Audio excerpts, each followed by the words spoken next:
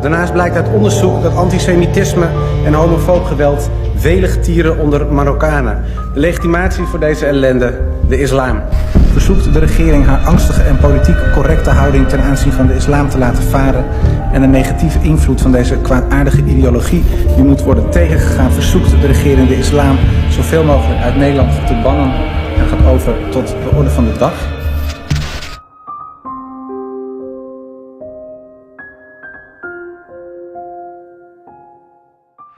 Then, this is me now. I'm no longer a member of the far right. Ironically, the thing that made me join the far right is the same thing that made me leave. It was Islam. And this is my story.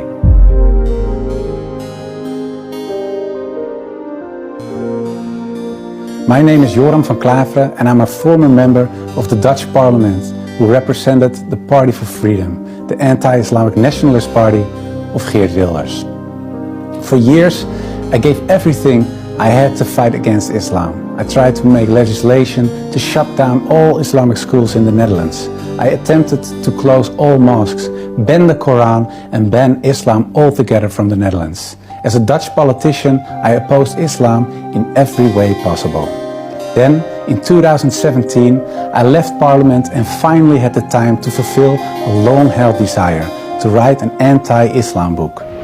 I wanted a book that would provide conclusive theoretical groundings for all of the objections I held against Islam as a politician.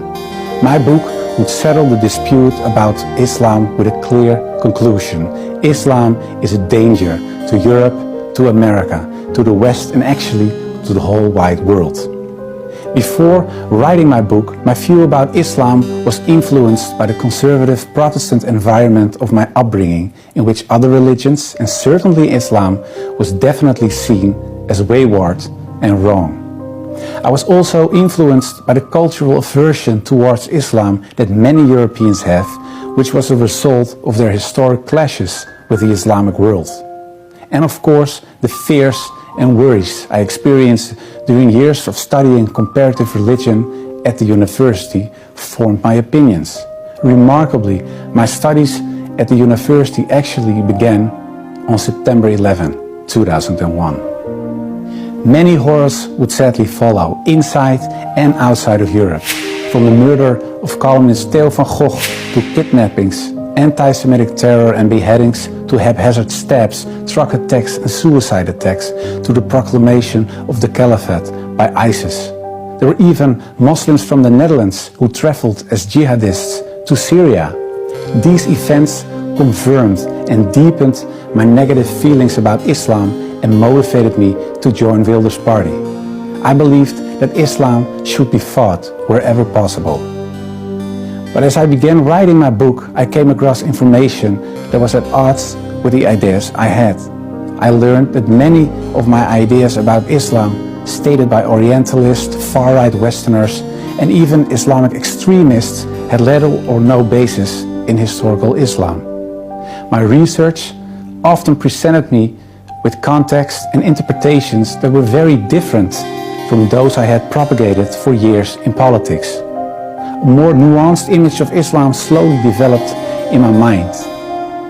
Seeking more information, I wrote to various academic authorities on Islam, including Professor Abdul Hakim Murad of Cambridge University. He pointed out various scholars, books and facts and advised me to read again and more deeply this time. One by one, my objections to Islam vanished. Islam was no longer a religion that promoted violence, hatred and anti-Semitism, or a religion that categorized women and non-believers as inferior humans and stridently opposed democracy. Slowly, my perspective of Islam was changing. I also received surprisingly satisfying Islamic answers to my existing Christian questions about specific dogmas such as the Trinity, the sacrifice of Christ, and original sin. All that I was learning about Islam influenced my work on the book in such a way that it began to take on the character of a personal search for God. During this search, the person of Prophet Muhammad raised the most questions with me. Who was this man? A deceiver, an antichrist, or was he truly, as Muslims believe, the last prophet of God? I started to read again about his life, but now without the previous biases I had.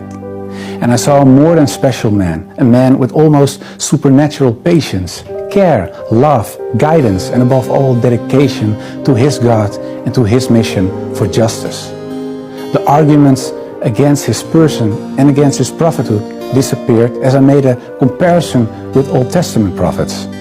In fact, I now understood what the 19th century historian Thomas Carlyle meant when he wrote, "The lies which well-meaning zeal has heaped around this man Muhammad are disgraceful to ourselves only." Like all radical ideologies, the far right is toxic too. It presents a reality that strips away all nuance. It answers real problems with lies, and it fights against a religion, Islam, that is not the enemy. The real enemies are a deficit of empathy and ignorance.